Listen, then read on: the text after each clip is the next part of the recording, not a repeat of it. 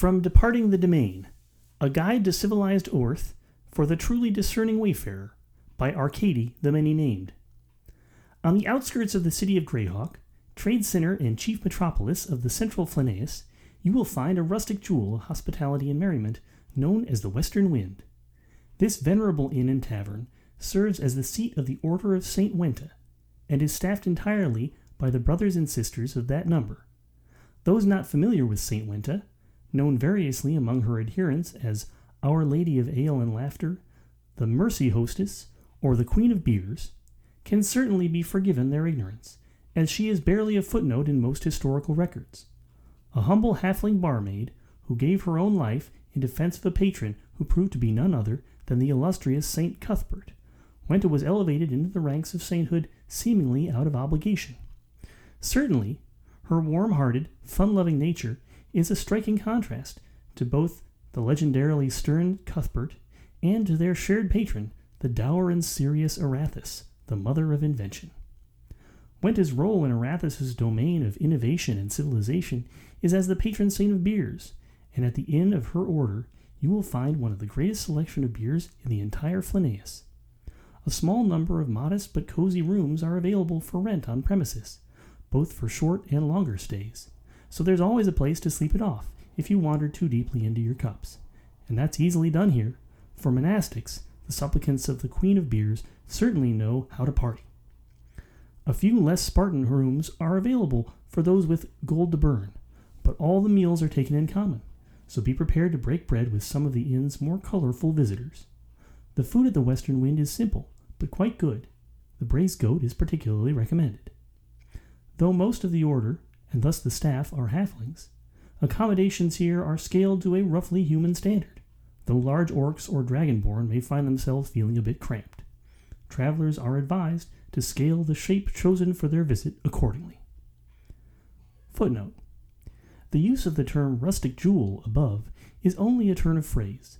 The Western Wind offers little that might be added to one's hoard. For those looking to pad out the contents of their lair in the city of Greyhawk, see the entries on the Gemcutters Guild and the City Mint, both in the University District, or consider an excursion into the dungeons beneath Castle Greyhawk.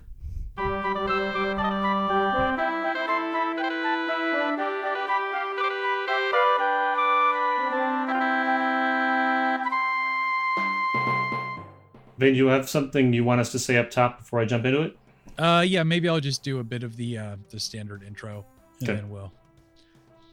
Welcome to the Chimera, a role-playing adventure podcast.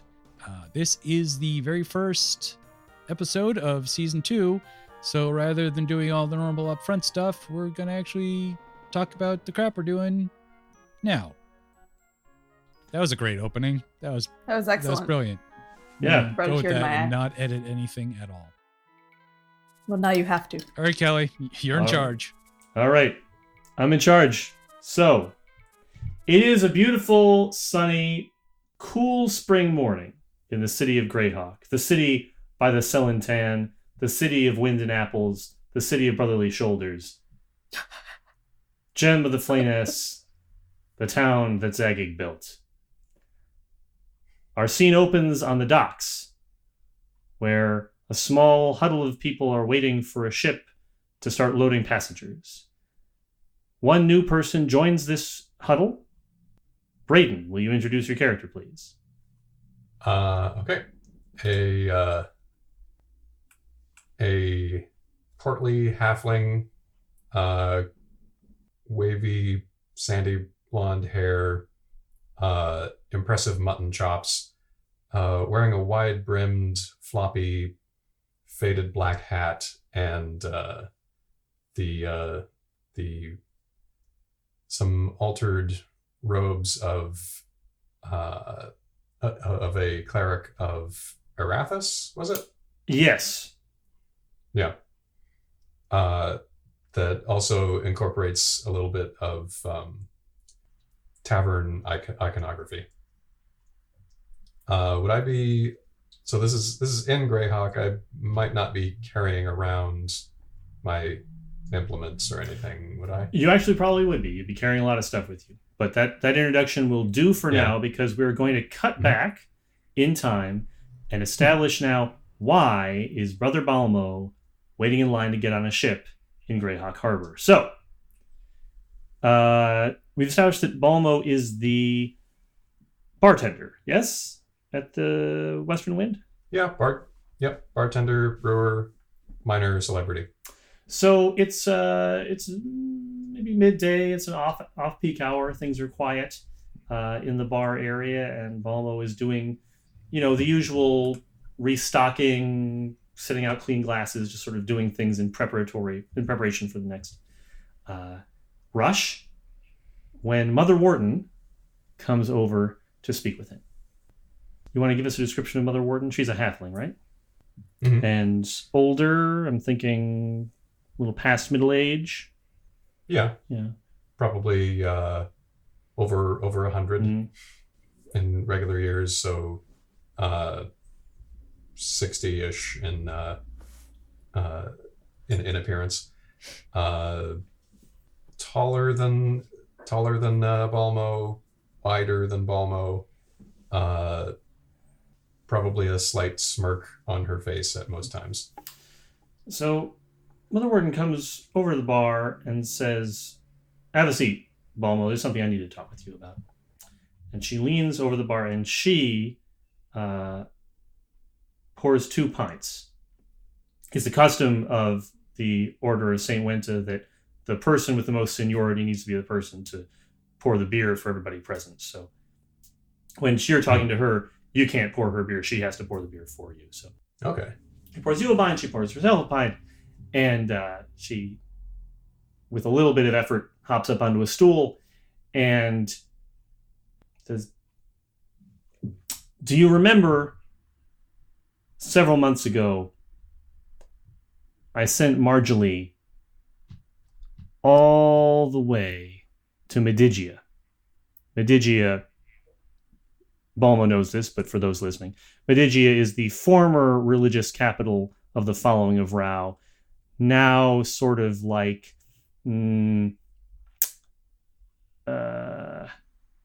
what would an example be?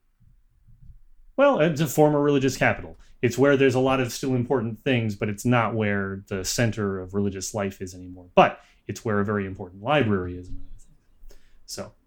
It's been hard getting a hand behind the bar since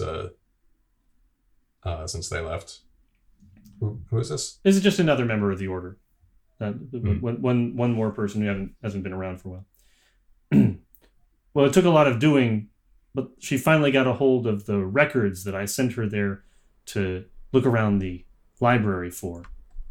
It's the shipping manifest from the Aquauridians, the ship that left centuries ago to search for a continent in the Far East.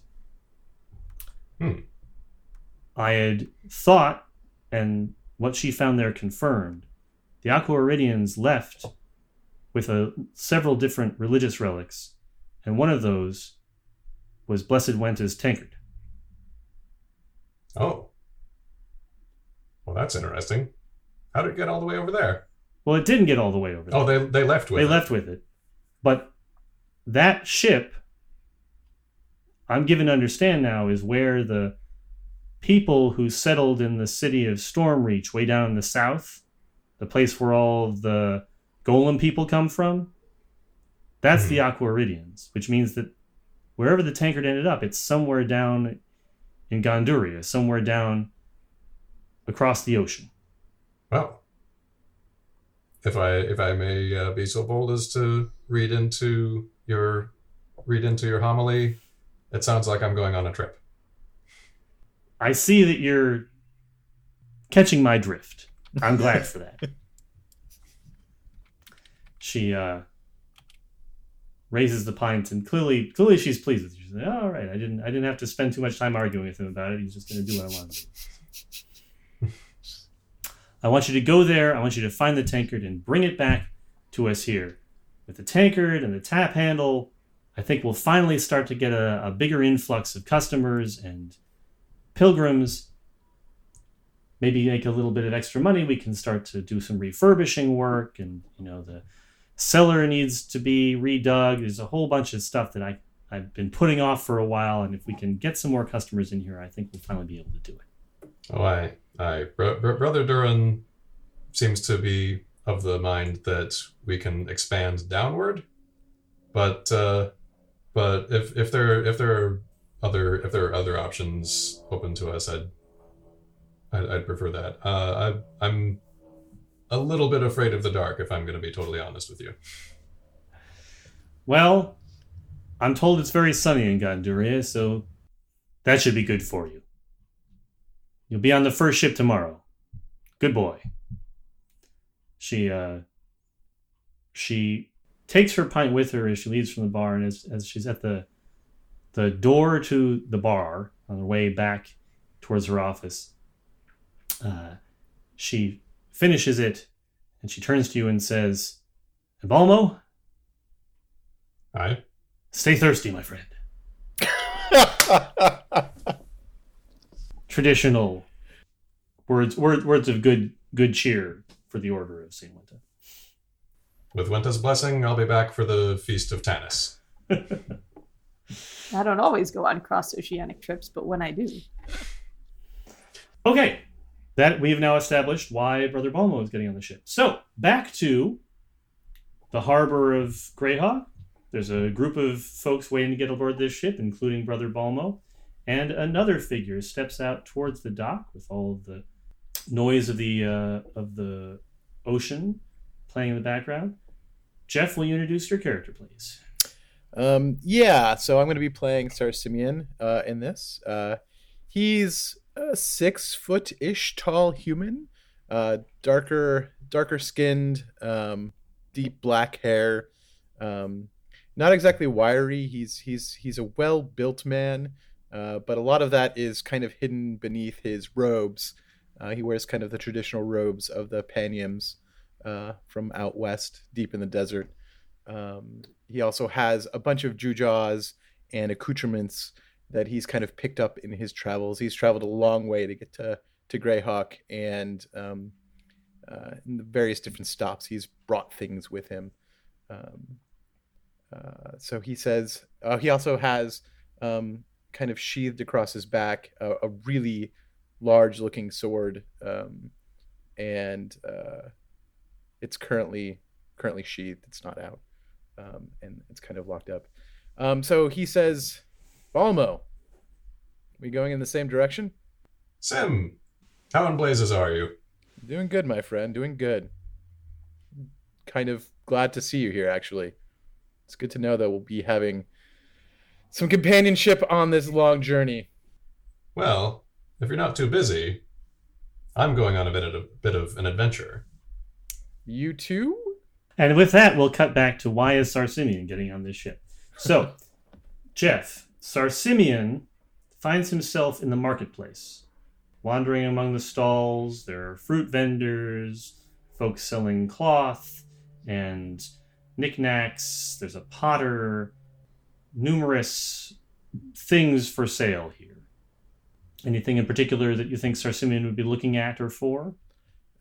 So, I mean, he's the kind of guy who's always looking for a pawn shop. Like, he never goes to, like, the place that sells clothing. He goes to the place that sells clothing and pots and, stopwatches and things like that. So any place that has varying knickknacks is what he's attracted to. So he's walking among the stalls looking for one of those sort of mixed use vendors, somebody who has a little bit of everything, when he hears a commotion from a few aisles away, and the sound, someone's shouting for someone to stop. There's like a, "Stop her, she's getting away." There's like maybe the guards are going after a criminal or something. It's not quite clear, but the noise is getting louder and coming closer. So he was just touching a piece of pottery. Whenever he's shopping, he always has to touch what he's about to pick up. And he takes like one last lingering like stroke of it as his eyes kind of dart in the direction of the noise. He kind of stops himself for a second, wonders if he should get involved, can't really stop himself, and so he starts kind of jogging over in that direction. So he jogs over towards where the commotion is, and he gets to the aisle where all this is going on, just in time to see the person who's being chased run by. She's a blur of motion. She's running rather fast. He can see, 1, that she's a rather beautiful woman, 2, that she's crying, and 3, he believes he recognizes her. Like strongly or like vaguely? She passes in an instant, but he's confident that this is Callista running past him. No. So he gets a strong set of goosebumps and kind of looks in the direction where she was running from, then back into her direction, and then he just starts sprinting as he's yelling, "Callista, wait!" So she is being chased by several guards. Okay. And so he sees that. You said he turns and starts to chase her. He's closer now. He's now between her and the guards. So he's got a jump on them, at least, in being closer to her. She makes absolutely no change in speed or direction to his call. Okay. But gets to the end of that aisle, turns the corner, and runs down the next aisle of shops. She's near the edge of the market now. You know that there's a limit to this space. It's sort of like it's set up in a courtyard. So there's walls around the outside. So Gotcha. She reached one of the walls, turned right, and ran down it. Simeon continues to follow her. Maybe takes a quick look backwards to see where the guards are and see if he recognizes any of the guards. But he's trying not to lose sight of her at all. Mm-hmm. He doesn't recognize them. They seem to be city watch. Okay. Turns the corner, and he can see that up ahead, she looks back at him. And as I said, you can see, Sarthumian can see that she has been crying excessively. Her eyes are full of tears. There's something in her hands, like it's not quite. It's a small object, maybe a piece of metal or something, like a small. It could be a piece of jewelry or maybe a small mechanical device. Something, apparently, from what the guards are shouting, she stole something, and that's why they're chasing her. So presumably that's it. But as she turns to look back and Sarthumian sees her crying, she misjudges the end of her next turn and collides with a big textile. There's a big piece of fabric that's been set up. Somebody's selling bolts of cloth. It's a big piece of cloth with this big symbol on it of a gear. The symbol is of an 8-pointed gear with lightning bolts for spokes. Okay. In blue on a gray background. She collides with that, and it sort of falls over and on top of her. Okay. When she looks back for that brief moment and they could connect, their eyes match, Simeon can't help but stop. Just for the briefest of moments, like he's come up short. And then he kind of takes a deep breath again and then runs to try and untangle her from the textile. So he rushes over there, and she's underneath the cloth. She's flailing about, and he's able to sort of pull it up. The guards, of course, now have enough time to catch up to them, and he sort of manages to get her uncovered. And she looks up at him and says, "I can't tell you where I am, but someone else can." And then Sarthumian wakes up. God damn it. When he's in Greyhawk, I assume that he usually sleeps at the Western Wind. Is that right? Yeah. Mm-hmm. Yeah, that's his place. So presumably he wakes up at the Western Wind there.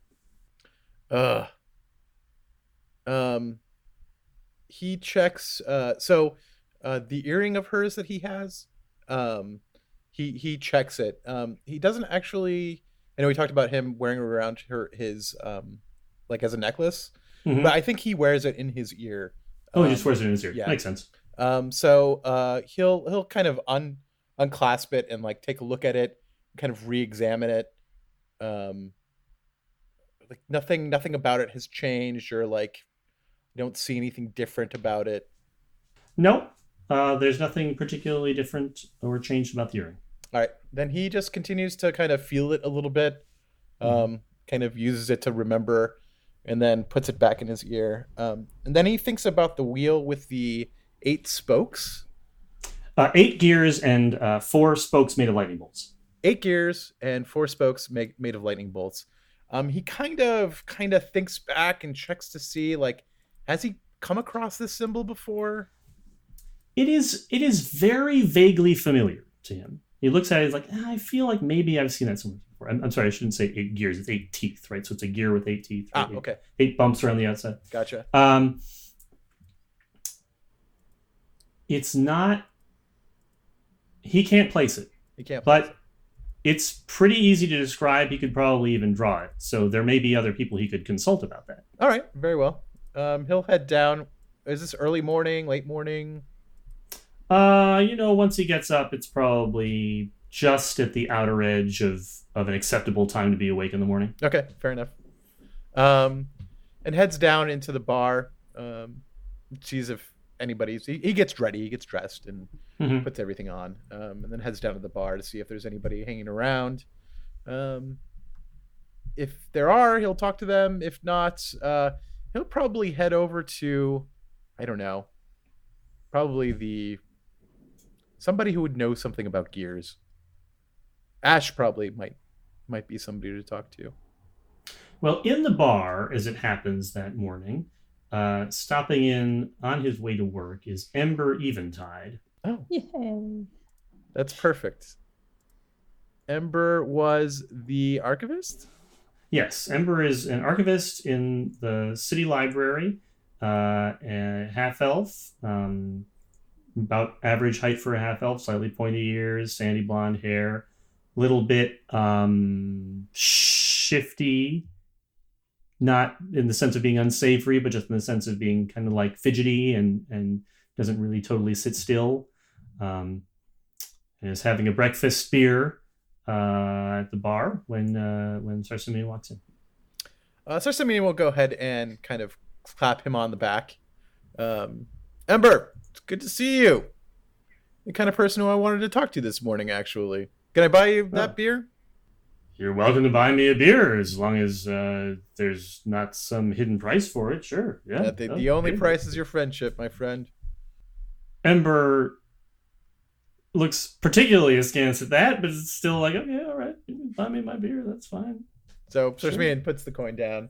And just, make some small talk with him for a little bit, and then brings up the gear and describes it to Ember, and just is, so is this a symbol? It kind of tweaks something in my brain, but I'm just wondering if you've come across it at all. Ember thinks for a little bit. How many teeth? 8. And there were 4 spokes? 4 spokes made of like lightning or something along those lines. So that's like zigzagged, right? Yeah. Back and forth, back and forth. What color was it? I want to say blue, but it's kind of fading from memory. So it sounds like you're talking about the crest of the city of Stormreach. Oh, the city of Stormreach. Okay, my brain was going the wrong direction entirely on that one. Okay. So it's just is it the ruling house, or is it just the city itself? It's the city itself. You know how like Greyhawk's symbol has the hawk and the city walls? So this is like their symbol for the city. Okay, gotcha. Okay, well, thanks, Ember. I appreciate it. No problem. You should watch out, though. There's a lot of strange things going on down south. Like, there's something not right about the people down there. Like what's happening down there? I mean, I haven't heard any rumors lately. So first of all, that's where all the golem people come from, which is obviously strange. But the people who are just regular people there also seem a little bit like automata, if you understand. Like maybe they're just very, very realistic golems. They're not actually people. Well, that would be interesting indeed. I would think that would be something that would be right up your alley. I mean, it seems a little bit. I don't want to get turned into a golem. Well, no, but who knows, right? We need to see with our own eyes. We need to, be a little bit willing to accept the strange, right? I mean, we're here in Greyhawk after all. Let's hear both sides. I think you have a little bit more of a thirst for adventure than I do. I'm good with the beer. Well, enjoy it. We'll be seeing you around, Ember. All right, so that explains to my satisfaction why Sar Simeon is getting on board this ship. Back to the docks and the wait for the ship, where Brother Balmo and Sar Simeon are having a pleasant chat when they are joined by another person of their acquaintance. Up walks Kacey's character. If you would introduce yourself, please. Okay, so this is a tallish humanoid around 6'4", composed entirely of crystal, and they sort of look like almost like somebody carved them. They are currently primarily wearing a long robe with their hood pulled up because that just makes things easier when they're hanging in a crowd of people that they're not familiar with. They have a large sword strapped to their back, although not quite as large as Sir Simeon's, and also a small like rucksack sort of over one shoulder. You can notice that their hands, which are just sort of visible peeking out from the edge of their robes, and one sort of around the shoulder of the rucksack, have 6 fingers instead of 5. And right now, if you sort of peer into the hood, there's sort of a faint pinkish glow emanating from their body. So they're like their crystal is sort of translucent, right? Like if you look at like rose quartz, you can tell that it's not entirely opaque, but you can't really see what's behind it. And their body has sort of a similar consistency. That's sort of faintly glowing pink and more brightly glowing pink from their eyes.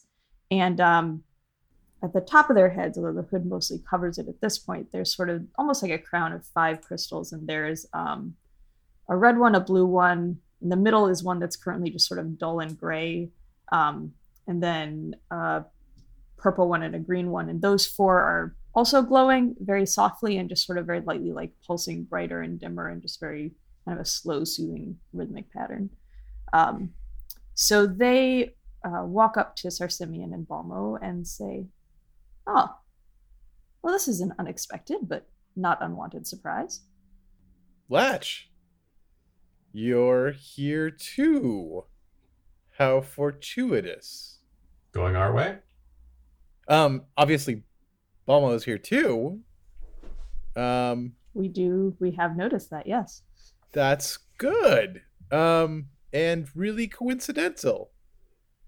I don't mean to be surprised, but I am surprised, pleasantly surprised, that you'll be going on this trip with us. So what brings you to Stormwind? Stormreach. And with that, we'll cut back to yesterday. So, where does Latchkey spend sort of an average day, Kacey? Like, where might one find Latchkey just kind of hanging about? Latchkey can be commonly found down in sort of the like restaurant pub area of the Western Wind, pretty much for some chunk of the day. They can be found at Ashler's shop, usually for an hour or so each day. And depending on kind of what color they are, it dictates where they would be found. So if this was yesterday, they would be bluish instead of pinkish, and they could also be found in the archives, most likely. So one of those places. Okay. So yesterday, so bluish. And this will be, I think, during the period where Latchkey is at the restaurant/bar of the Western Wind. A youngish female halfling in very nice clothes, not like fancy, but nice and carefully put together. A little bit. We haven't talked that much about what gender performance is like in Greyhawk and the Flaneus, but there's definitely gendered clothing in this society, right? It's sort of pseudo-medieval. And she is wearing as close to what man in polite society might be wearing as she can get without actively cross-dressing. Okay. Okay. So she's right at the edge of like having people actively So she's Janelle Monáe. Yeah, she's Janelle Monáe. Exactly. This is the halfling Janelle Monáe. I like that quite a bit, actually. She walks in, she looks once around the room and immediately sees Latchkey and zeroes in on Latchkey and comes over to Latchkey's table and says, "Are you the being known as Latchkey?" So Latchkey looks up from where they were reading a book and considers the halfling woman standing there and says, "We are."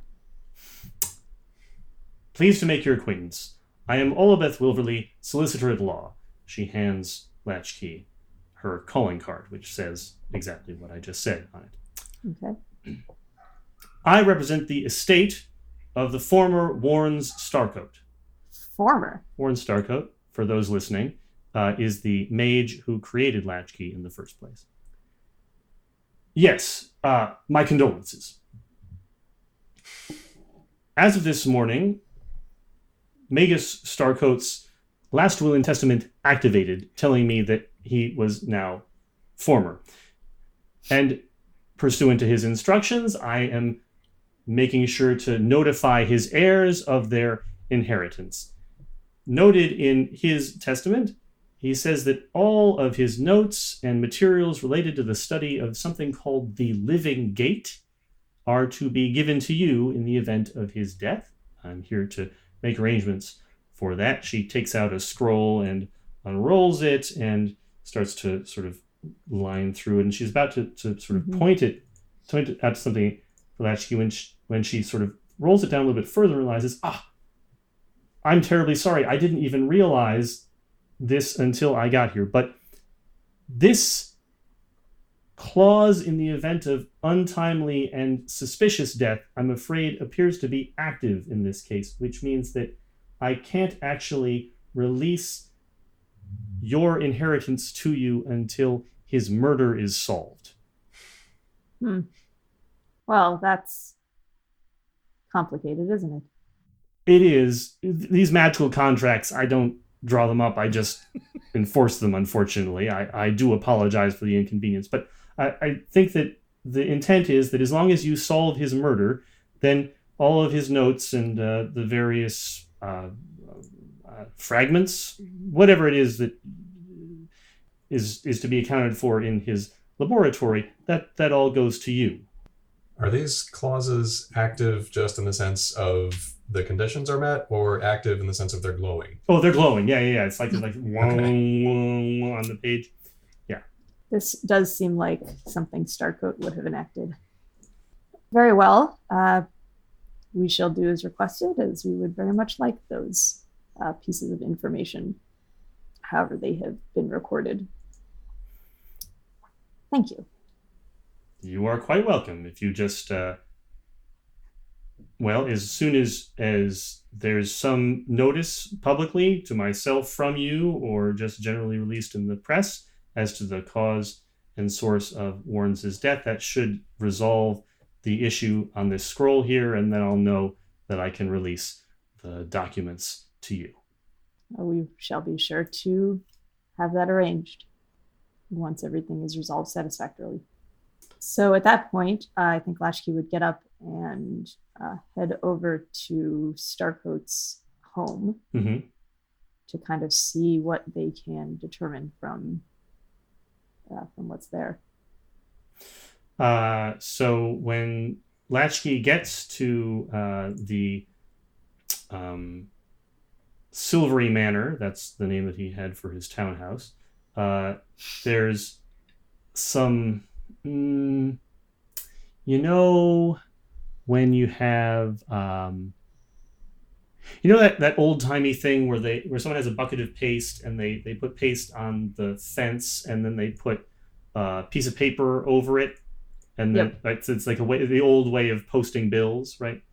Someone has done that, but in across the door, so it's a way of it's not barring the door because you could break. It's just paper, but Mm-hmm. it marks it as like, hey, don't come in here because there's a line across the door, right? Okay, like And- a police.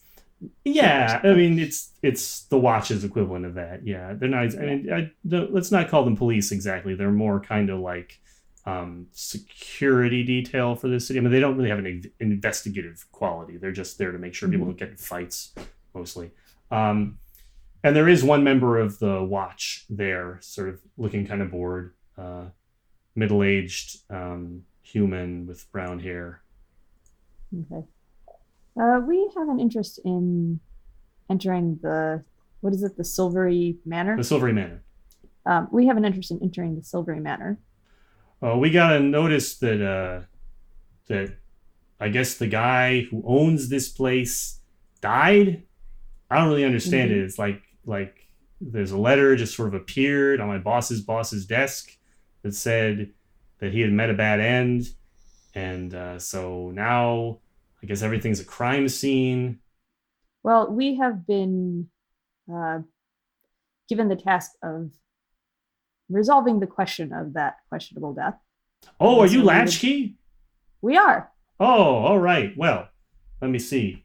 Here. This thing, he sort of feels around inside his breastplate and checks other pockets for his places. Finally produces a piece of paper and hands it to you. Okay. So Latchkey takes a piece of paper and opens it to see what's on it.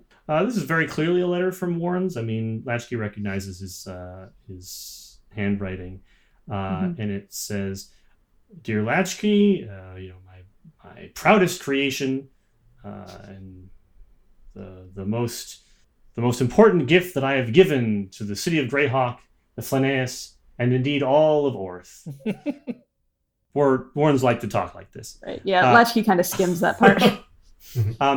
I am going off on a grand adventure, traveling far to the south to the distant city of Stormreach as part of my further investigation into Living Gate. I know that you have chosen not to embrace your role as my ward, but I want you to know that I am thinking of you as I undertake this journey, and that should anything unfortunate befall me, I trust that you will avenge my death.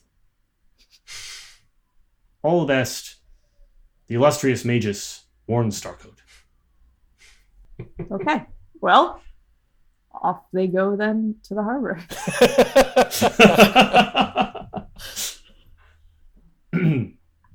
Very good. So back at the docks, we have three acquaintances of various degrees, all chatting together, waiting again. There's a few other people here, a few other passengers waiting for the ship. When a fourth person arrives, Josh, will you introduce your character, please? Yes. So standing about a little over 6 feet tall is an individual who appears to be made primarily of various pieces of stone and metal and a little bit of wood. Rather wide build, kind of like a particularly like broad, muscular human. He's wearing pants, but no other, external clothing. On his chest, there's a small keyhole, which is worked into a larger design where basically kind of plates of brightly colored material have been affixed to him in the shape of a large phoenix spreading its wings. And then like various kind of flames and feathers and stuff kind of coming off of that and moving out onto his shoulders and arms. And his head is almost like that of like a bald person, kind of round, except for with kind of the slight hint of kind of a fire-like flare coming off, kind of backwards. By that you mean it actually sticks away from the head, right? It's not just like painting on the skull. It's like it kind of little material, spikes sticking off the back a little bit that just give kind of the slight sense of like flames. Mm-hmm. And then otherwise he it's mostly kind of dark metal and stone with kind of highlights of kind of thin gold, lines tying little pieces together in some weird pattern that doesn't have any obvious purpose or meaning. So this is Ash. This is Ash. Any reaction? Well, Ash. Looks like we might have ourselves a regular adventuring party. Ash kind of takes a second to look over the group and pauses for a second. And oh, I'm sorry. Do you all know each other? I know all of you. Ash is a little hesitant. He kind of looks at Balmo for a second, and then he turns over, claps Latchkey on their shoulder briefly. It is good to see you. And you. I would not have expected your companionship on this voyage, but I'm glad of it. Is there some sort of neighborhood meeting or something? Why is everyone here? It seems the fates have joined us together in our various different individual paths. I think I, at least, am here outside of anybody else's reason for being here. But we're all together nonetheless, so that means something, I think. I find this... I'm looking for a beer stein. Luckily, well, we are looking for a murder. Luckily, Ash can't actually roll his eyes, because otherwise he would definitely do that if Balmo right there. So wait, why are you here? And with that, Well, we cut to Ash in his shop. mm-hmm. It's late morning, maybe. It's been sort of a slow day so far. Not a lot of customers, currently empty. But at this moment, someone that Ash knows somewhat well walks in the door. The figure is another relic folk. About the same height, but unusually broad. Even it's probably the broadest of all the relic folk that Ash knows, in fact. It's almost like he's built with an intentional gut. You don't really see that. Most of the relic folk have somewhat idealized humanoid builds, but Dabsiberus, which is his name, looks girthy. Well fed. Of course, he's a golem. He's a relic folk, so what does that mean? But that's just the shape of him. Dabsiberus is sometimes referred to as the little mayor of Relic Town. He's kind of the most influential of the relic folk in Greyhawk, and looked to as something of a community leader. That's so he walks in and says, Ashalar. Ash sees him coming in, a little bit surprised. He wouldn't typically expect this level of attention just for kind of nothing. He says, "Honored cousin," puts his hand over his keyhole, and then kind of raises it out to kind of a wave gesture.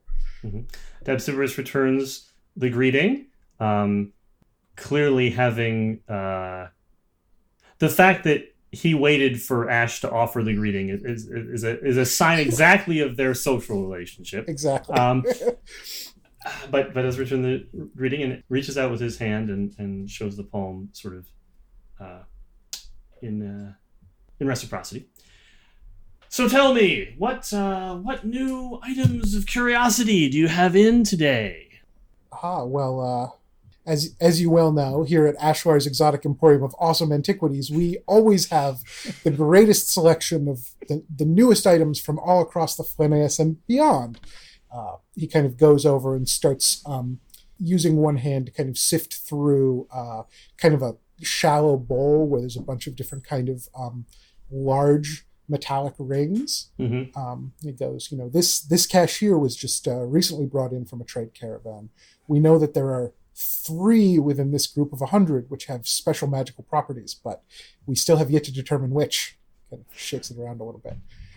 Or here, and he starts digging some silks out of kind of like a bag.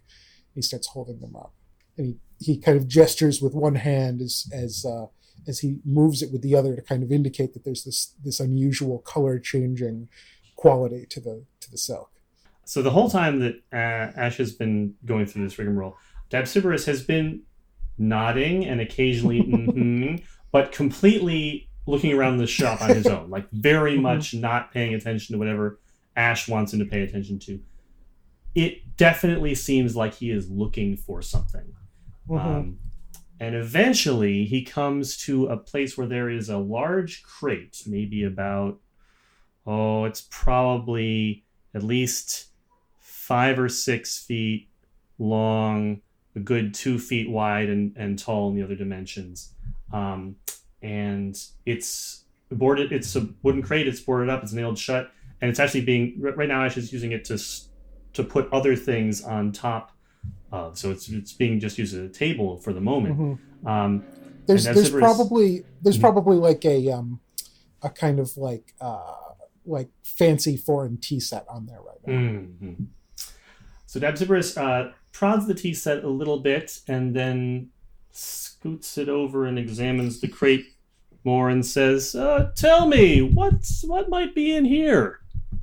Well, I have not opened it up yet. I am not certain.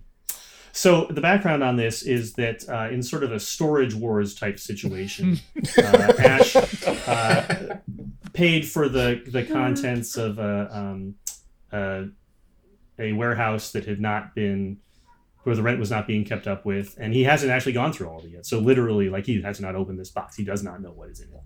I would guess that especially if that's the kind of thing that's available here, and so it's something he can do to get stocked relatively frequently. I would guess that he probably has stuff unopened from that a lot. Not even because he doesn't want to find out what's in it or anything, but just because after 1 or 2 unfortunate scenarios, he always makes sure that anything he's actually going to unpack, he does it somewhere outside of the shop in case anything unexpected happens. Well, it's a very interesting box, don't you think? It seems to me that it's a shame not to know what's inside of it. Hold on 1 second. He holds one hand up. Ash goes over to kind of a back door area that lets out onto a smaller alleyway. And he goes, let's over here. He goes over and kind of hefts the box and starts heading out into the alleyway unless... Yeah. Dabsiberus eagerly follows. He has produced a crowbar from somewhere, and is very gung ho about opening this box. Yeah. So I'll probably go through a few of the alleyways, kind of away from like the immediate kind of like warehouse district area.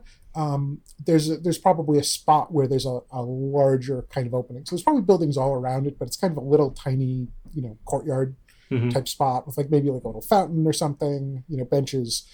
So he'll take it over there, put it up on one of the benches. I hope there's some pre-existing burn marks and scorch marks around the area. on its long side. And he brought the crowbar, so Ash is happy to let him do the work. He wrenches the top off of the box, pulls it open. There's some packing, some like that what's that straw stuff that's always in those boxes? Yeah, like the shredded, yeah. Right. It sort of falls away, and inside you see this is it is a black marble or something like marble, some kind of black stone obelisk which has several different segments, and on those segments are written a whole mess of letters in several different, you can see several different scripts going, just cursorily, like, okay, recognize that script is draconic, and those letters are surrounding something. There's a couple of other components here. There's something very strange about this text because parts of it are moving. And everything that's written on here, it's engraved, but it also releases a little bit of prismatic light.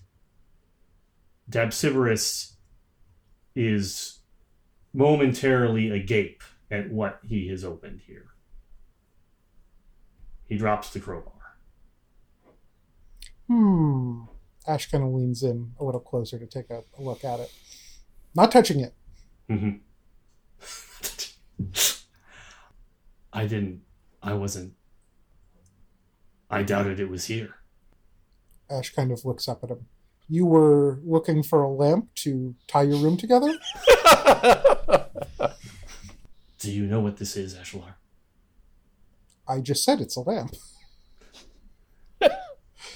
This is an artifact of our heritage, cousin. The ancient civilization from which you and I, all of us, are a part. This is our heritage right here before us. Don't you understand the importance of this moment? So Ash is going to take the crate, right? So we cleared off the stuff off the top, right? So he's going to take the crate and he's going to kind of try to do because it's lying on its kind of its long side, right? Mm-hmm. So it's kind of down there. He's going to kind of do a move where he tilts it up and then kind of pulls it out, pulls the crate out so that the obelisk can just kind of fall, sitting on the bench, so that it can be looked at from all sides, but without, again, touching it. And then just kind of drops the crate to the side. And I assume it's basically symmetrical-ish on all sides. Yes. So and four sides. 4 sides. Yes. So it's a relatively standard 4-sided Egyptian-style obelisk. Right. It's slightly wider at the base than near the peak, and then the peak swiftly goes into a point. And there's no extra base. There's just, it goes down to as wide as it is, and then that's the bottom. That's right. There is no base for it. It would probably stay upright if you set it flat on reasonably flat terrain, but it doesn't. It's not designed by itself to just sit upright. Mm-hmm. Okay. And I said that it's segmented, right? There's clearly lines of segments. Or... There are 1, 2, 3, 4, 5 segments. Okay. Plus the cap. And each segment has a different language, or it's one. So looking at it more in a collection of languages. Remind me, which languages does Ash speak? Actually, that's a good question. I don't think I picked my extra languages. Okay, given his resonance with arcane magic, Draconic would be a strong choice. That would have been, I think, where I went. So yeah. So a lot of the text on here is Draconic, and looks. It's not just plain text, or otherwise it'd be easy to read, right? Mm-hmm. It would be saying words. It looks more like some kind of obscure magical notation. Okay, so it's using the characters and some pieces that would match up with Draconic, but it's not just it's just written plain text. Yeah, Draconic is the most common language used for arcane workings, so it's not super uncommon to encounter Draconic being used in this way. So the structure is not something that would be unfamiliar, but the contents is not necessarily something that's immediately obvious what it all means or refers to. Yeah, it's it would be like trying to read scientific notation from 1,000 years ago in China, right? It looks like it's scientific notation. Can I tell you what it says? No, I need to know more about the specific standards of that particular era and place in order to give you that information. But so definitely the kind of thing that is Ash's jam, but also in the sense that he finds things like this and then he knows he has to hunt around for weeks to find somebody who can help him figure out exactly what it says. Yeah, I mean it's a puzzle that could be of interest to him and that he could definitely work on. It's just not something that he instantly looks at and says, "Oh, I know what that means." Cool. But particularly noteworthy is that, as I said, most of this is Draconic, but basically, in examining it, it's sort of like there's the letters of the Draconic alphabet are being used, maybe not exclusively, but at least in part, to form a cage around letters of a different language. And that language, those letters are moving around. Hmm. So basically each of these segments, each face of each of these segments, right? So each segment has 4 faces and there are 5 segments. There's 20 total. Yeah. Has a different arrangement of Draconic characters kind of around the outside of the rough square, or at least rectangle of the segment. And then in the middle is some stuff in these letters that keep moving. And they sort of look like figures a little bit, but they're very sort of strange figures, and they're kind of gyrating and dancing and maybe copulating. Ash kind of reaches one arm out, palm of the hand up, expectantly. Mm-hmm. He doesn't get the hint in a second. He kind of gestures at the crowbar. The Absibirus hands him the crowbar somewhat with interest. He takes it, and standing at about a crowbar's length, he's going to kind of put it at the top and just tilt the obelisk enough that he can kind of lean his head down and get a peek at the bottom. Just to see if it's completely flat. He wants to see look at the base. The base, underneath the base. Yeah. It has some kind of a. It's not perfectly flat. It is flat, but then something from that flatness has been carved into it. Okay. So, it has maybe it has a stand that isn't present, right? There's something that has a little divot that's supposed to go up and into the obelisk so that it stays still when it's resting on it. Right. So it would have a specific base that it goes onto. Yeah. That's the appearance. Mm-hmm. Okay. Right. Put it back. We have to get this home, Ashlar. This can't stay here. We? This is bigger than one of us. This is all of us together. This is who we are. I'm looking at it, and it's actually quite a bit smaller than either of us alone.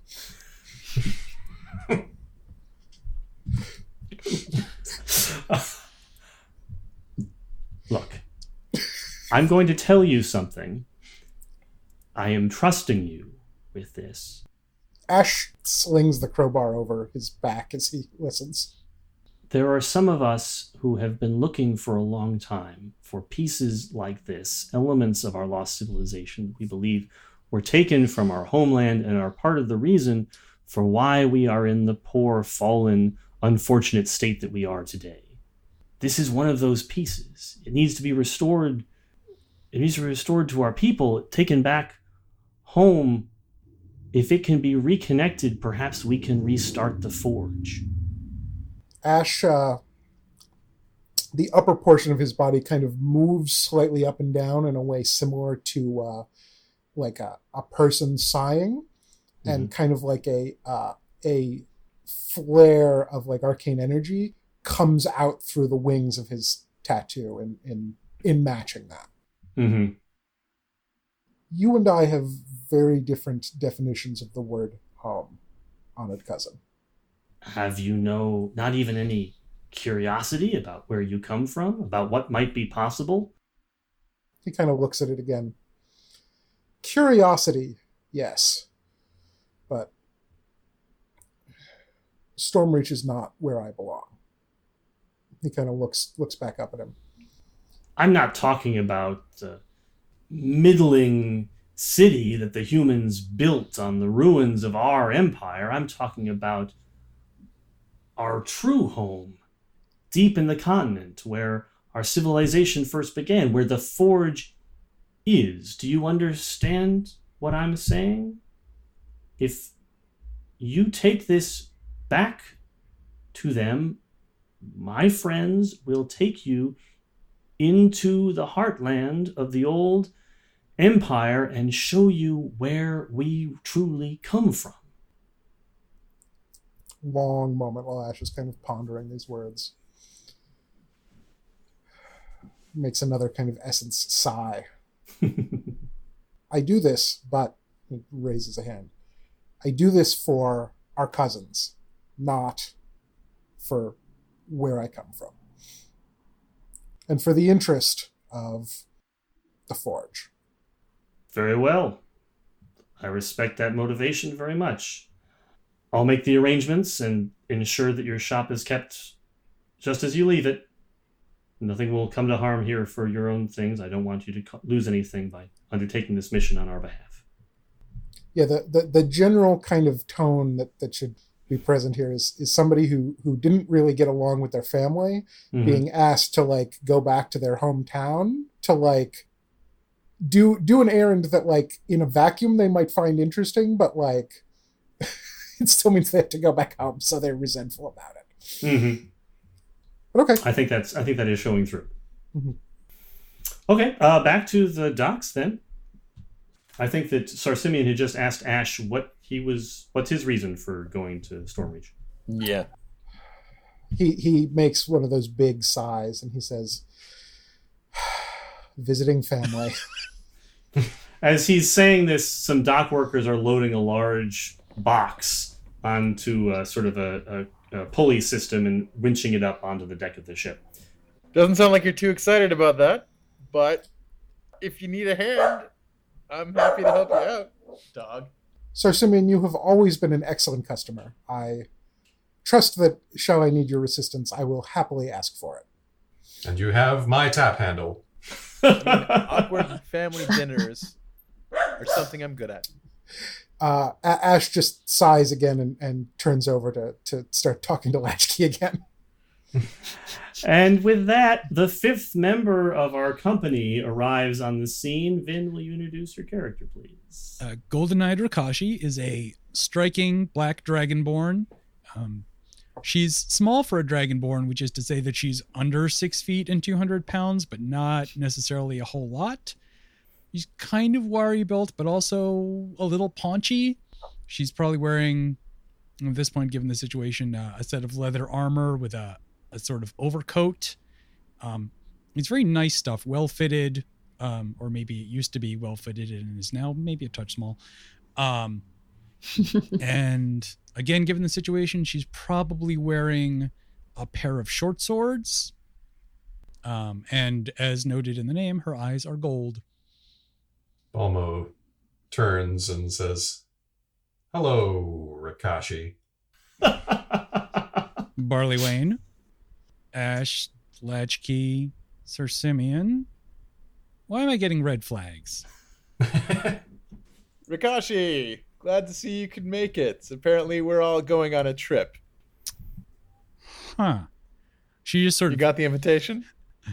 Oh yeah, I got an invitation, all right. Well, let's hear it. Was it from me? Well, with that, let's cut back to why Rakashi is here.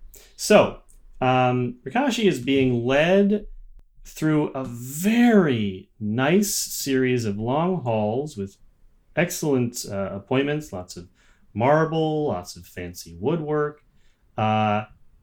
She's being led through all this by Azure Dave, who's in his guardsman's outfit, and the whole time he has to sort of hold her by the arm, but he's like, "I'm sorry about this. I didn't know it was going to be you, and I was sent out to pick somebody up. I really apologize. I couldn't get out of it." Yeah, business, I know. Eventually, brings you into the office of Neref Gazgal, the Lord Mayor of Greyhawk, and takes you before the sumptuous, very wide, very imposing desk. Neref Gazgal is a human, probably somewhere in his 60s or maybe early 70s. Long shock of white hair, beard, very elegantly dressed with his mayor's sash on.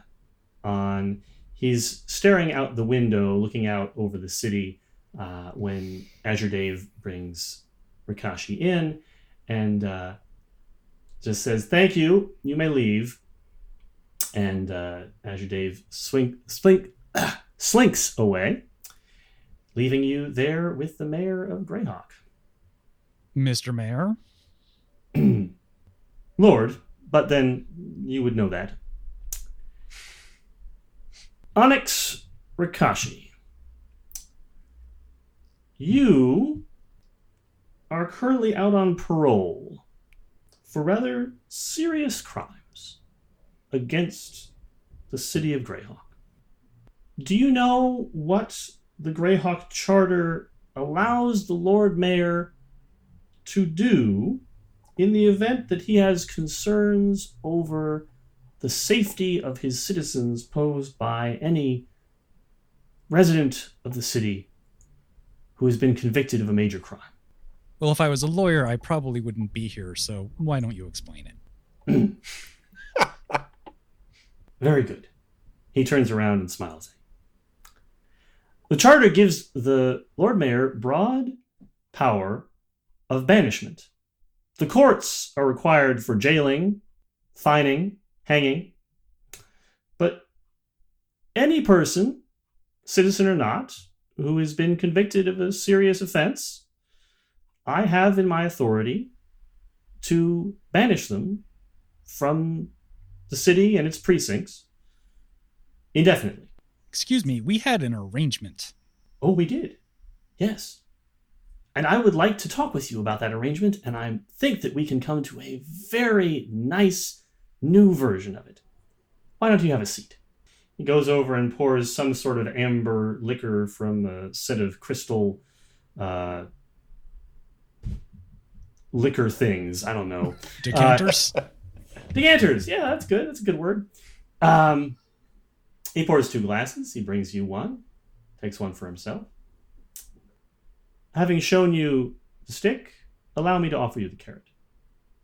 I have something I need done. I believe you are the right person with the right set of skills to do it. If you do this for me, I will be extremely grateful to you, and you will be rewarded rather significantly. You've spent your whole life in Greyhawk. Isn't that right? That is correct.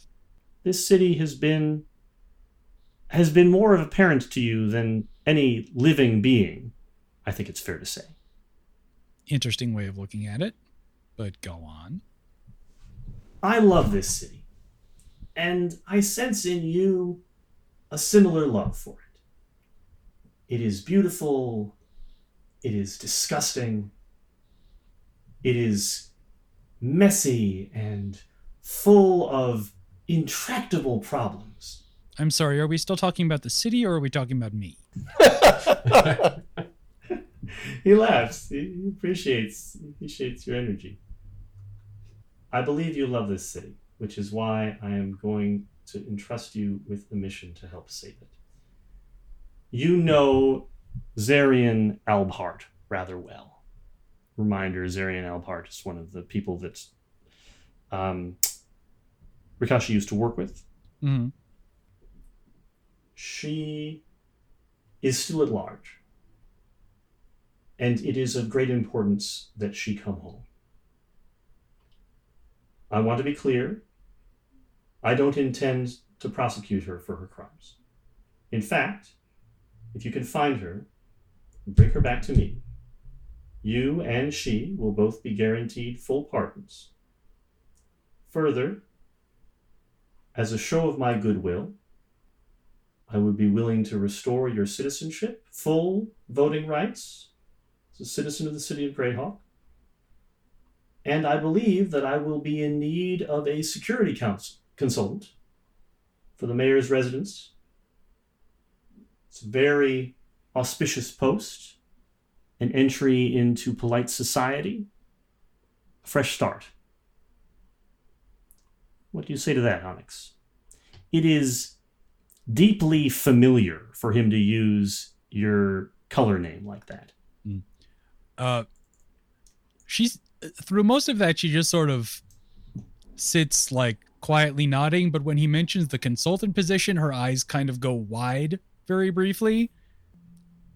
This sounds like something with a large catch. The catch would be yours to make.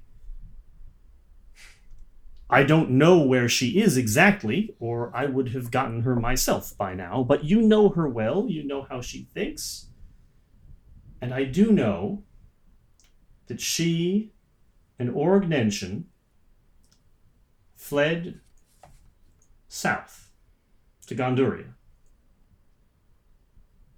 I don't care what happens to Org, one way or the other. If you would like revenge, you are welcome to it. I will ask no questions. Just bring her back safely to me. You want me to go to Gonduria? Yes. I assume they're somewhere in Stormreach. I can't imagine that they would want to go to the interior of the continent. That place is a infested jungle swamp, as I understand it. She sort of like taps very firmly on the arm of her chair for several seconds. Fine. Excellent. I see that you know a good deal when you're offered one. Well, There's a ship that leaves tomorrow. I'll be sure to make arrangements out of the city treasury for a first-class ticket. Well, at least there's something decent in all of this. All right. Back to the ship. Any more talkings amongst ourselves before we get aboard? So what was the invitation you received, Rikashi? I'm going to find an old friend. And unfortunately, I'm not allowed to murder her. Well, all right then. Friends, family, treasure, Murderers. lost loves. I'm looking forward to this trip. You would. She pats him on the shoulder. Eventually, the cargo has been loaded on. The passengers are allowed to come aboard the ship, the Brazen Ox. The captain, Evgor Bunilian, human with some thinning orangish hair and a full beard, and an accent that suggests that he's descended from people from the Thelonian Peninsula, the sort of the barbarian pseudo-Scandinavia of this setting. Comes out and greets the passengers. There's only about 10 or 11 folks that are coming. It's mostly a cargo ship. It says, "Welcome aboard my ship. It's very good to have you with us. We're very excited about this big voyage. It's going to be great. It's going to be a wonderful time. Welcome, and we hope that you have a pleasant journey with us." His first mate is shorter, also human, with sandy blonde hair, Redigant Weemspackle. Latchkey, you notice that he is wearing a ring that looks slightly familiar to you. We'll get to more on that later. But they're just sort of there to see people onto the ship, and then the space for the travelers is down below decks. The other travelers with you, there are 4 other humans. 5 other humans. 4 other humans and 1. 4 other humans and 1 Eladrin. So it's very human. I mean, it's very human heavy because the setting is very human heavy. The vast majority of people in Greyhawk are human. You said the other one was a what? A Eladrin. That's the Eldridrin. That is, remember, in this setting, elf. yeah, it's the equivalent of a high elf, right? In this setting, Okay. To help distinguish things a little bit more, the various castes of elves are slightly differentiated, so they get their own names. So the Sylvan elves are the elves, and the Eladrin are the high elves. Okay. So, most people who are traveling have 2 unit have. Most people are 2 to a berth. Rikashi is the only person who has a berth to themselves, and About fucking time. it's Sarsimian and Balmo, Ash, and Latchkey, and then the various humans are sorted out from there. Question. Mm-hmm. Does Ash dream? Who wants to know? Yeah, is that actually, once they kind of get into their berth and Latchkey has, determined that Ashlar is the individual that's going to be staying with them, they kind of consider the space for a moment and then just look over at Ash and say, "Do you have dreams?" Ash kind of looks thoughtful for a moment. Finally, he says, "When resting, I am naturally in tune with the ethereal and astral planes. I am still uncertain if this is the same as what humans mean when they say they dream, but it's the closest equivalent that I have." This may prove an interesting night. So the ship sets out on the water. Everything relatively calm and easygoing. As I said, there's rooms for the passengers. There's also a common space where food is. It's not like exactly meals. It's more like hardtack and cheese and bread is served, and also just kind of a socializing space. It also happens to be the same as the storage hold, so that there's no. It's just a open area of the storage hold that is used for common area for the passengers. This is, again, mostly a cargo ship. Your other travelers are Doldrick Woolerand. That he's a human with kind of a youngish. He's probably in his 20s or maybe even 30s, but he has a youngish face, brown hair, heavy-set build. Beckshimel Brattlewhite, he's the Eladrin. Tall, long blonde hair, elegant robes. He and Doldrick apparently are old friends. Ivolt Allsaints is a shorter human, very dark hair, full beard, and his birthmate is actually also named Ivolt. And there was some confusion in that. He's taller with blonde hair, and there's a female human, Demertha Awfully, has kind of frizzy reddish brown hair, and sort of keeps to herself. Balmo would like to arrange, if possible, to bring a keg of his Hinterland Stout on board, and would furthermore like to know the captain's policy on drinking on board. Oh, it's fine. It's fine to drink. It's okay to enjoy yourselves. The crew, they have to stay sober when we're working, but otherwise, have fun. Understood. I hope you'd be willing to grant yourself a little leeway on that front. Scowl. So that night, we've been out at sea for less than a day, and it's very. The ship sails into a storm. It's not a terrible storm. It's not like bad down the hatches. We're in desperate danger of sinking, but it's more like it's rocking back and forth a lot. It's loud outside. The crew is working to make sure everything stays safe above deck. So everybody's below deck, and it's hard even to sleep. So for that reason, most people have gathered in the common area. You can decide for yourself if your character would have, but that's where most people are congregating, is in the common area, even though it's kind of late in the evening, just because there's no point in being cooped up in the very small quarters that you have. So in that area, several of the passengers are playing a game of cards, and assuming you're good with it, Balmo, they're definitely going to break out the ale. Absolutely. All right.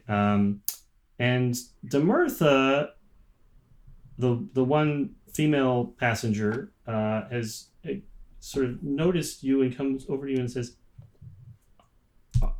"Father, yes, you're a member of the priesthood." I am, but brother. Brother, excuse me. I didn't get a chance to go to hear a sermon before I left, and I just wanted to see if you would be willing to hold a service, simple as it is, as we're traveling together. I don't see why not.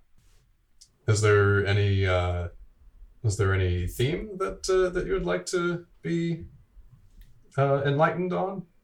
Well, I would just like to hear the readings for the day, and then you could perhaps provide your explanation of them. That would be quite lovely. So it seems like what she's referencing is, it sounds like this woman is a traditional Cuthbertine. They have a very strict set of readings that are, it's like, this day you do this reading from this book, right? You don't usually follow that, because Went is sort of way out to the side of the way the Cuthbertines act. And may not always know what day it is.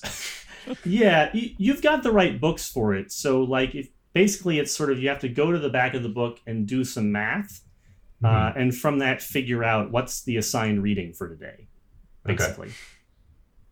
All right, I'll prepare my notes and meet up with you later this evening. So Bulma's working on that. Anybody for cards or have anything else they want to do aboard ship in the evening? So Simeon will definitely be playing cards and chatting people up. Yeah, if this is the room where the booze is, then Rakashi is in the room where the booze is, and is probably also trying to hustle some people at cards. Yeah, Bulma is in the room too, just sort of half paying attention to his readings, trying to remember what this passage means. Okay, Latchkey and Ash. Latchkey would like to get over with the first mate to ask him about his ring, but if he's sort of occupied with the storm, then they'll just sort of be in the area where everyone's hanging out in the hopes that he'll come down. Ash is going to be mostly hanging out on the periphery. He probably has a book, actually, but he will also discreetly offer Latchkey some crystals if they're interested. Nice. Just a second, let me look something up here. The golems can't get seasick, can they? Nope. No. Every so often, Rakashi just lets out a long sigh and says to herself, I am on a fucking boat. Fuck. All right. Just need to look up one thing. I'll get this name right. All right. So there's some chatting and some sort of carousing because people are drinking a little bit before people get down to the business of actually playing cards. And Doldrick and Bechamel, who seem to be very affable folks and good friends, explain that they're setting out to try and become adventurers. They've decided that they're going to leave their Doldrick's mundane life behind, and Bechamel had a brief apprenticeship to a very notable mage of the Feywild, and now he's setting out to try and find his way in the world as an adventurer, and so they're doing it together in partnership. The two Eyevolts are going to Stormreach because they've heard that there's work there, and they both need work. It's supposed to be an interesting place where a man can make his fortune, sort of right out there on the frontier. While the card game's getting set up, Demertha comes over and sort of kind of nudging Bulma around, like, hey, we're ready to do this. I'd really like to hear the scripture read. Between spectating on the game and trying to like get acquainted with this passage that he hasn't read in probably a couple years, and also keeping an eye on the ale just to make sure that none of the crew are tapping into it. He's ready to wing it. All right, so they find a space also in the common area, just far enough away from the card game that the two things won't be an active distraction to each other. And he starts reading from the book. So the following of Rao's scriptural canon is pretty large. It has several different divisions to it. And today's reading, based on the date and certain functions of various astrological signs, in the Cuthbertine lectionary, is a reading from the Book of the Dawn War, which is an account of the war that began the universe, the conflict between the gods and the primordials, before the reckoning of time, before things were organized physically and chronologically in the way that they are now.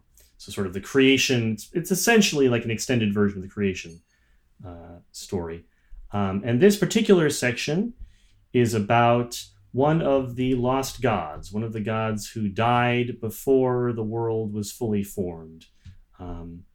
The god in question is named Haramathur, the one who keeps the law, formerly the brother and husband of Erathis.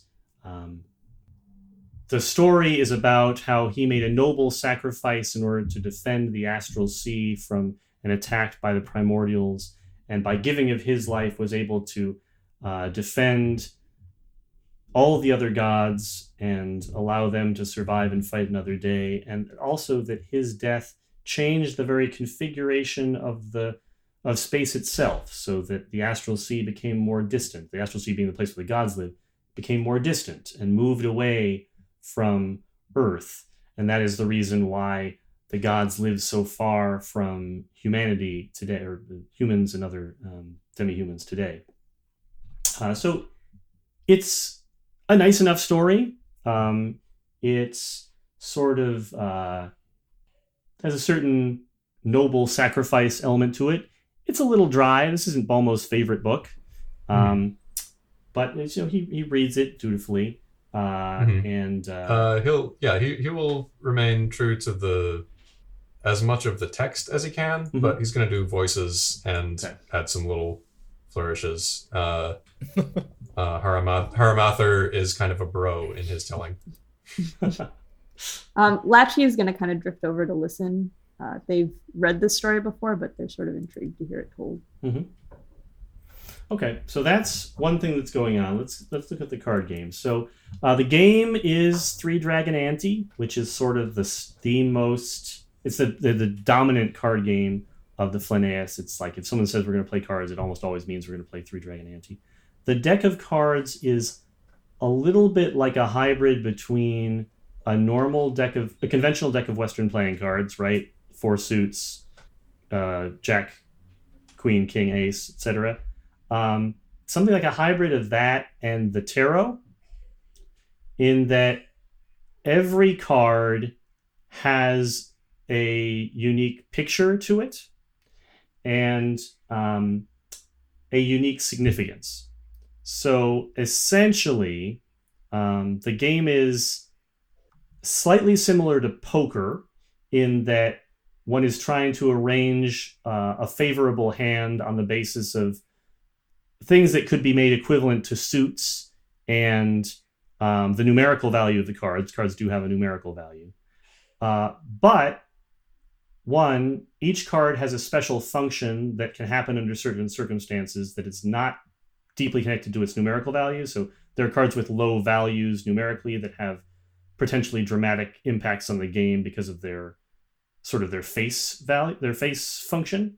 And the the ante part of things is that you start the game and the game is played in 3 rounds, and each round you ante 1 card, and you're basically playing high card. Whoever bids the highest card during the ante phase has control over that round, and it has influence over the way certain things happen.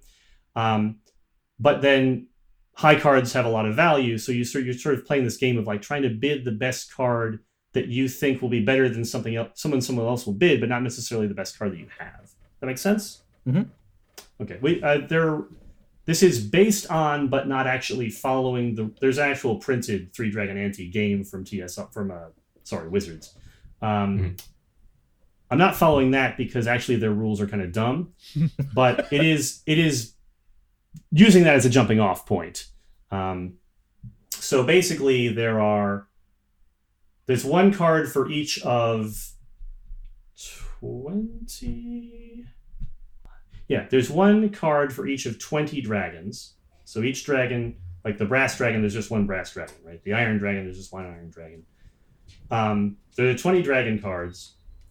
And then there are 36, 20 dragon cards and 36 mortal cards.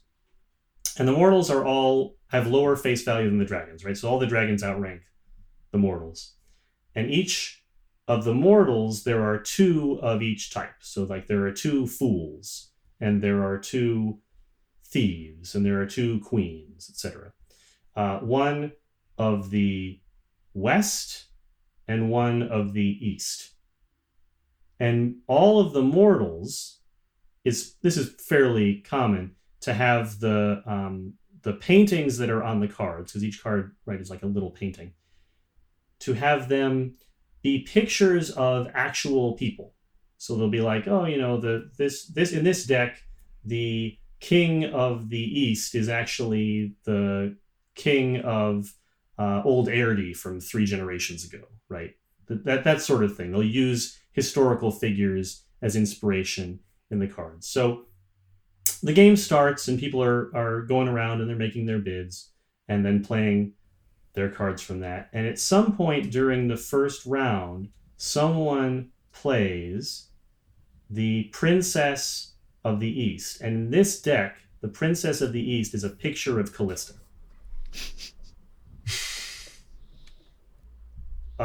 Sarsimian knows exactly who that is and really emphatically. But for everybody, because there's context that it's possible other people could know. Callista is the Princess of Nyrond, which is a kingdom to the east of Greyhawk, one of the major kingdoms of the Flaneus, and has been missing for several years.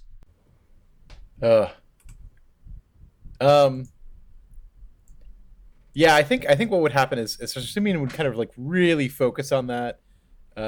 Through his head, he'd be thinking like, why now? What is this connection? What does this mean? What are the other cards that are on the table? Like, are there any relationships between like her and what other people are playing? And like when it comes around to his turn, he totally doesn't play. Like he's just looking at the board, trying to figure out like why now, why this, who are these people, and who played it. It was, just for reference, this is Bekshamel's deck, and it was Doldrick who played the princess. Okay. And there's nothing else in this deck to make me think that it was like a contemporary deck? It's a recent deck. I mean, Bekshamel was saying, like, oh yeah, I just got this is a new deck of cards. I got it right before we got on board the ship. So in that sense, it is recent, definitely. Gotcha. Okay. And it is in the spirit of the way these decks are made in the Flaneus that it would make sense to have her as being the Princess of the East. It would only be in the newest decks that you would see that. Right. But it's completely in keeping with the way things are usually done. Yeah, for him, he's not thinking about it in those terms. He's thinking like symbolically, and then like, how it relates to things that are happening right now. Because he already thinks it's weird that like it just happens to be that all 5 of us ended up on the same ship going to the same place. So he's deep in the weeds right now. Mm-hmm. Rakashi is definitely oblivious to any possible meaning, but she gives Sarsimian sort of a look of moderate concern, but continues playing unless he says something. All right, play proceeds. Vin, you indicated that you were going to try and shark these guys. Not hardcore, but for casual amusement. So is the goal to just win as much as possible? You're going to try and soften them up by intentionally not winning the first hand? Yeah, she'll probably throw like 2 or 3 rounds and then try and just absolutely manhandle one. Okay. So as I said, this is like it's like poker in terms of the win conditions are very similar. Straights, flushes, all that stuff basically applies. It's unlike poker. It's more like bridge, in that the ante system means that it's actually a fairly long and complicated process to get to victory. And so it's more like poker is like a hand of poker can potentially be resolved very quickly. This is more like it takes several steps in order to resolve one full hand. So if you're going to if you're going to soften them up, that means sort of giving up on the whole first hand. That's fine. Essentially, does that make sense? Okay. Like, this is definitely more for the pleasure of messing with people than it is for actually winning anything. So we're still in that first hand where Sarsimian is visibly shaking. Does he actually bow out of playing any further? No, like when it's his turn and he's supposed to play, he doesn't immediately. Somebody has to nudge him and be like, "Hey, it's your turn. What are you doing?" And eventually he'll come out of it. But he's going to keep track of the Callista card throughout the rest of the game, just to see where it ends up, who ends up holding her, who ends up winning with her, if she plays any part in that, and where she might be traveling. So that's what he's focused on for the rest of the game. It's really important for him to see like how it plays out. So he's still going to play. So they go around once, twice, 3 times. So this is the end of the first hand. They're in the last bit of, and it looks like Doldrick is probably going to take this hand based on at least the way things have been going. But the last play, the literal last card reveal, is Ivolt Magamore, the other Ivolt, the blonde one. And he gets a sly grin on his face, and he plays. He puts his card down and says, well, obviously that's the game.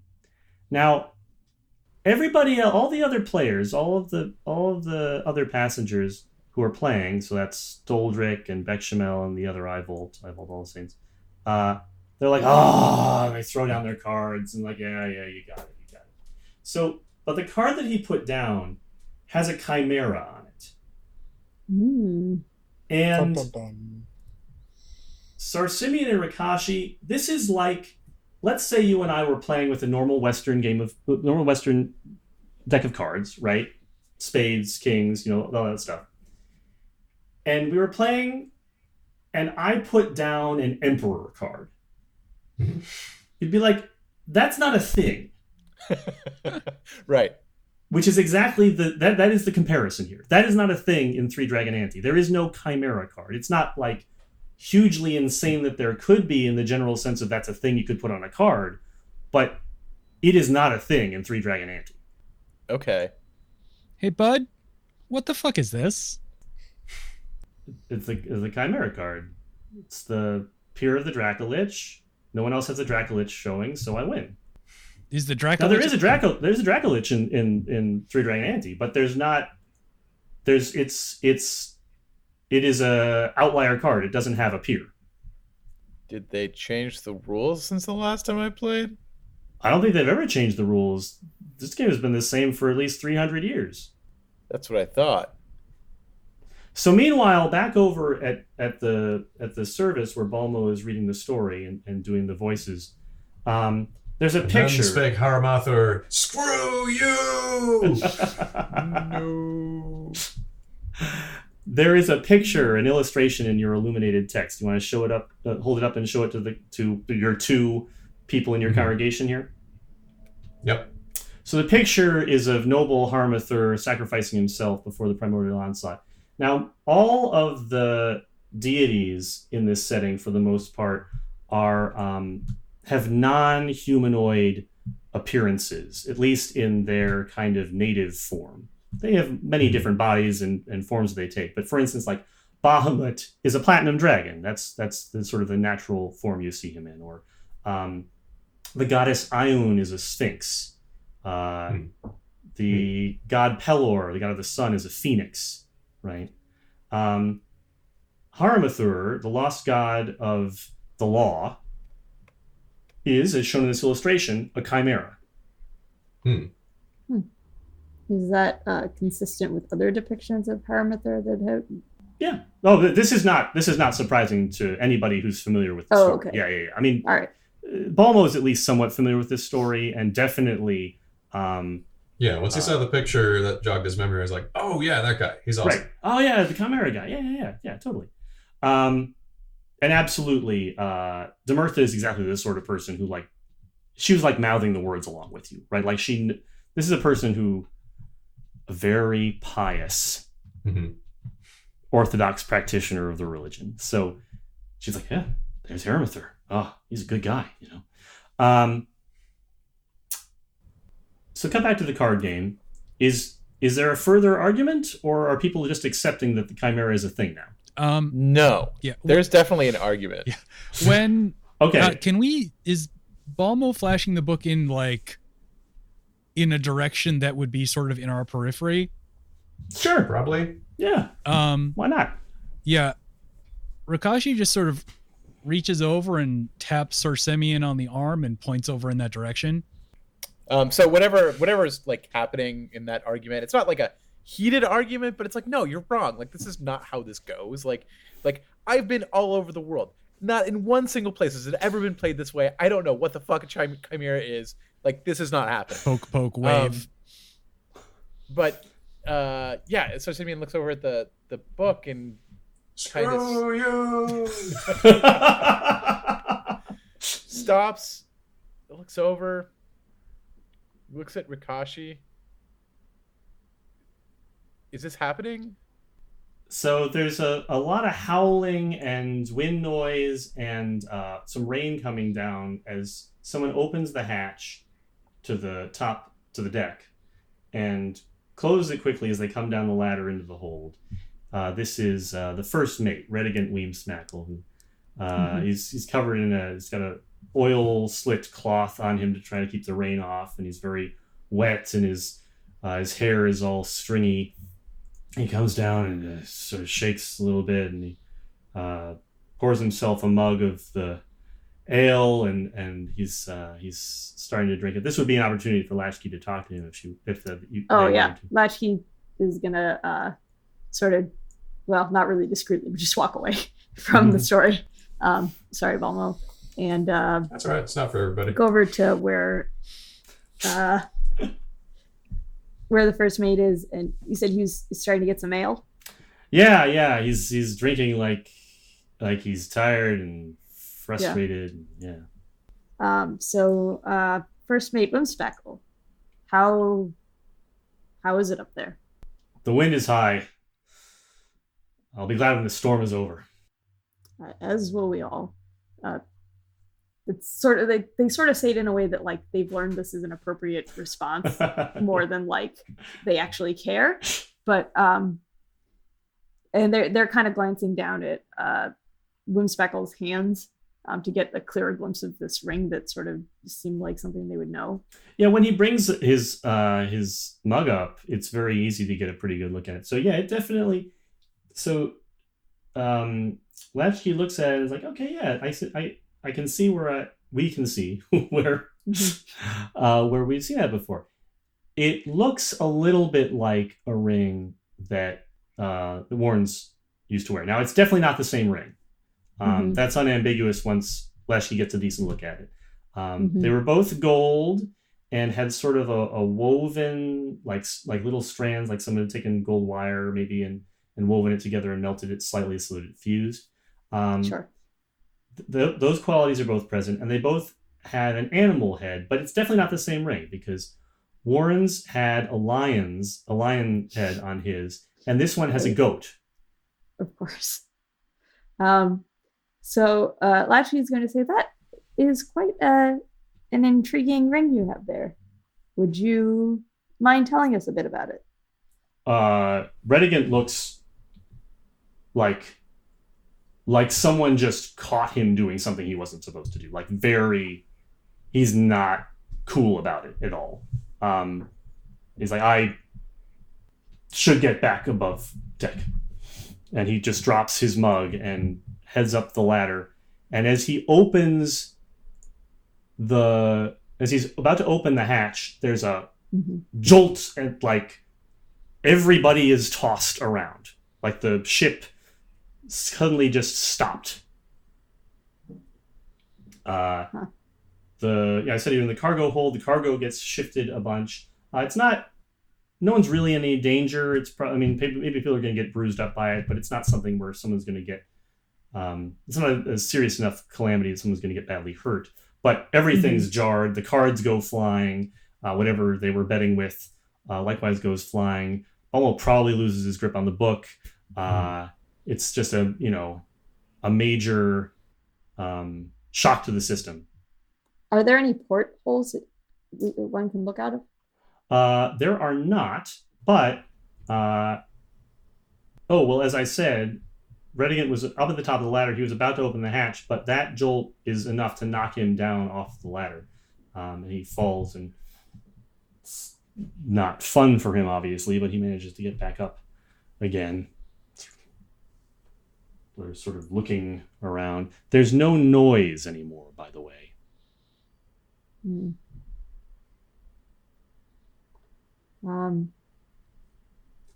Yeah, I mean, I think Latchy's going to go for the latch unless anyone tries to stop him. No, Sir Simeon is just kind of making sure everybody is okay, is helping people up, that sort of thing. He's also, like, if the cards are on the floor, if everybody is, like, up and okay, he's going to be kind of looking for the Callista card. And it's definitely easy for him to find the Callista card. And He's going to grab it. That deck is forever going to miss that card. Rakashi pockets the Chimera card and then probably moves towards Latchkey, but passes by Ash first, hands it to him, and just says, "Do you have any idea what the fuck this is?" And then just walks away. I take a look at it. Okay, so I mean, Ash recognizes that it is a playing card, and that is something that meat-based life forms seem interested in. Does it have any particular like magical quality or anything that I can discern? You've got a lot of experience with magical items, and especially things with like only middling levels of magic. Right. There's a lot of things that are like sort of incidentally magical or temporarily magical you've dealt with before. There's nothing like that about this. This seems completely mundane. Okay. All right. I tuck it in one of my pockets. Okay. Balmo goes over to the cask and unfastens the decorative tap handle. It'll still operate as the tap that's in there will still operate. It's just this was kind of for good luck. And now he's detaching it for better luck. So Latchkey was going to open the hatch to the deck. Like top of the deck. So they open the hatch and sunlight streams down in. So above, just through the square hole, they can see perfectly clear blue sky with just tiny little puffy clouds here and there floating in it. It was the middle of the night, to be very clear. This is odd. Rakashi just sort of moves up behind Latchkey and sort of glances up and just quietly says, fuck my ass. Renegant, now, sort of shaking off from having fallen off of the ladder, looks up and says, out of the way, I've got to get up to the top there, and pushes Latchkey either up and onto the deck or out of the way so that he can get on the deck. I mean, it's sort of their choice, but... Up and on. Okay. Is there any plausible way for me to get up to the deck? You take the ladder. Okay. You mean, are you worried about his weight on the ladder? Is that the concern? Yeah, I mean, I think we're going to be doing a lot of hand waving of the relative weight of characters in this. Sure. I mean, I presumably the relic folk managed to live in a society that is not expecting things that weigh 500 pounds all the time. Right. Well, I'm basically just figuring, like, I figure, in the city, that probably is pretty safe to assume that there's ways around it. But if we're on a boat, like maybe everything is rickety and everything. So I just want to check. Okay. But I think it is funny if they have to get the pulley out and haul him back up. But I think that they can do that. That's not hard. Okay. That's a possible thing to do. I will politely wait my turn then. So people it sounds like people are scrambling up onto the deck because there's something weird going on up there. Yeah. Is that fair? Yes. Yeah. Similarly, the passengers are in the same boat. They want to see what's going on. The fact that it's suddenly daylight out there is certainly they're concerning. in the same boat. So here's what you see when you get up onto the deck. It is round about midday up there. Probably a little bit more than 12 hours later than it should have been based on where you thought you were in the night.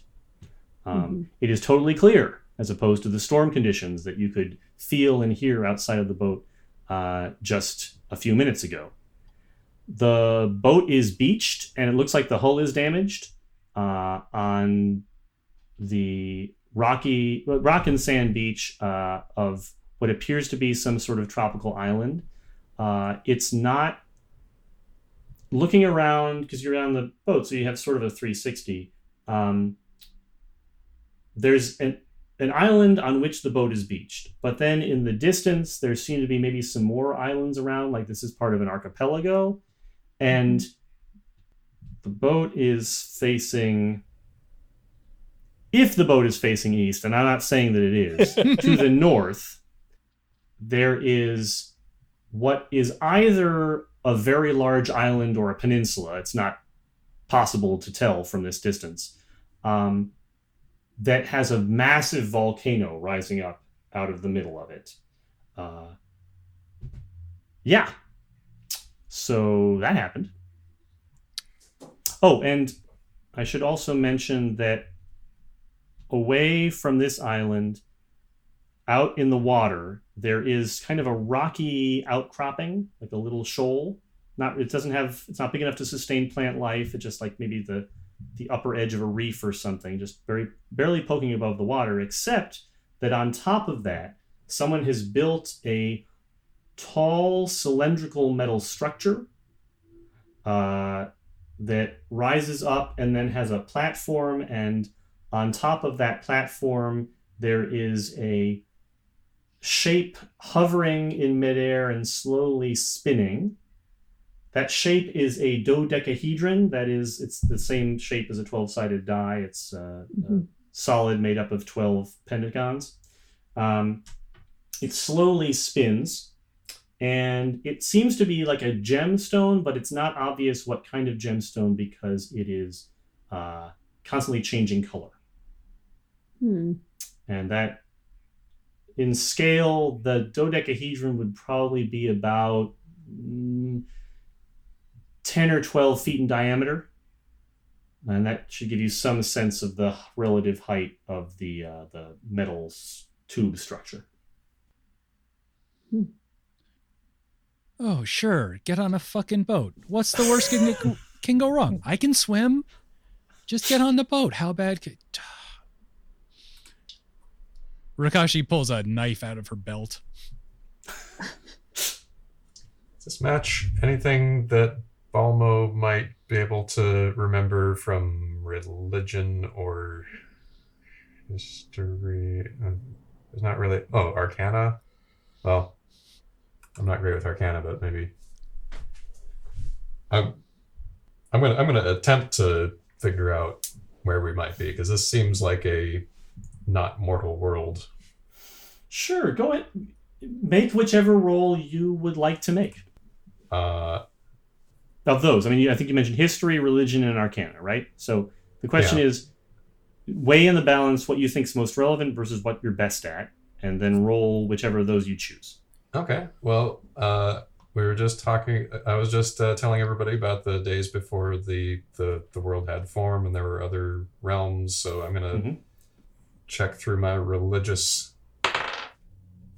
Whoop! That's a natural one. Natural one. Oh my god. Okay. We're gonna get back to that.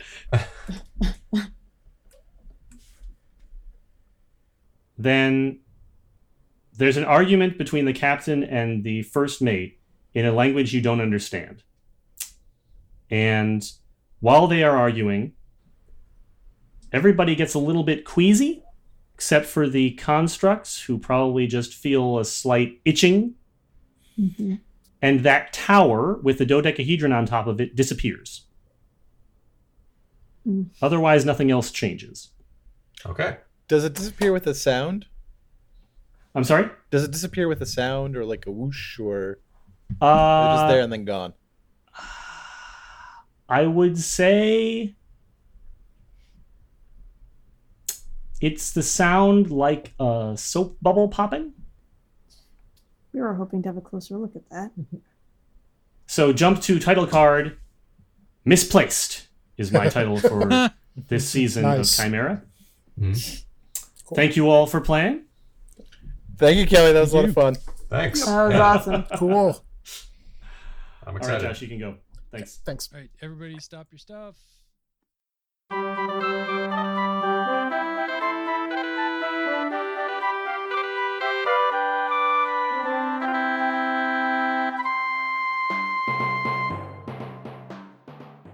That's it this week for the Chimera.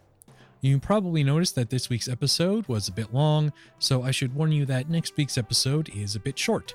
We recorded these back to back and decided it was best to break them up where we did for reasons that I think are probably pretty obvious. Our theme music is Hoof, Heart, and Hiss by Matt Weber, and you can find a link to more of Matt's work in the show notes. You can also find us online at thechimera.space or on Facebook and Twitter at ChimeraPod.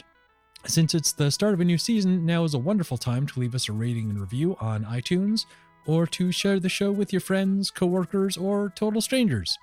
The trailer that we put together is our pinned tweet on Twitter if you want a quick, digestible thing to pass around. I think that's all for now, so join us back here in 2 weeks to find out exactly what a crit fail on a religion check looks like in this context. Thanks for listening.